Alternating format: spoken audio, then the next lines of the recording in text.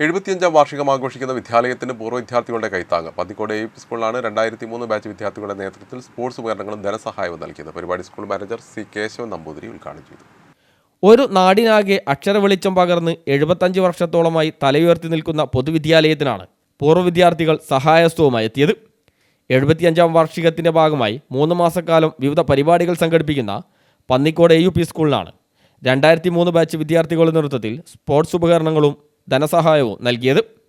School ഓഡിറ്റോറിയത്തിൽ നടന്ന ചടങ്ങിൽ PTA പ്രസിഡന്റ് ബഷീർ പാലാട്ട്, പ്രധാനാധ്യാപിക PM ഗൗരി, പൂർവ്വ വിദ്യാർത്ഥി സംഘടനാ പ്രസിഡന്റ് TK ജാഫർ എന്നിവർക്ക് ബാച്ച് പ്രതിനിധികളായ സലാഹുദ്ദീൻ, ജിഷാദ് പരപ്പിൽ, ടോമി, റൂബിയ എന്നിവർ ഉപകരണങ്ങളും തുകയും കൈമാറി.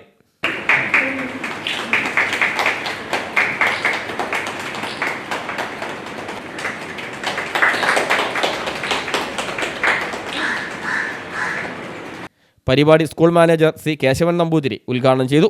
അശ്വിൻ, ഫസ്ല യാസർ, റുക്സാന, സൈനുൽ ആബിദ്, ഷിജിൻ, മുഹ്സിന, മുൻഷിറ, PK ഹക്കീം കളന്തോട്, റസീന മജീദ്, PP റസ്ല, സുബക ഉണ്ണികൃഷ്ണൻ തുടങ്ങിയവർ സംസാരിച്ചു.